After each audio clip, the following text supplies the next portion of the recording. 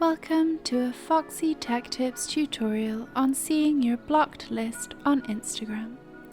If you find this tutorial helpful, please consider subscribing to my channel and liking the video.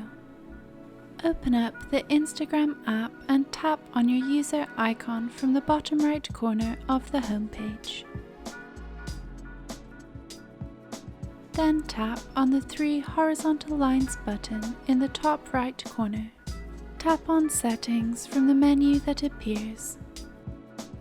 In Settings, tap Privacy. Scroll down and tap on Blocked Accounts. Here is the list of all the accounts you have blocked. If you would like to unblock an account, simply tap on Unblock and then tap Unblock again on the pop-up. That account will now be unblocked and they will be able to see your posts and follow you again.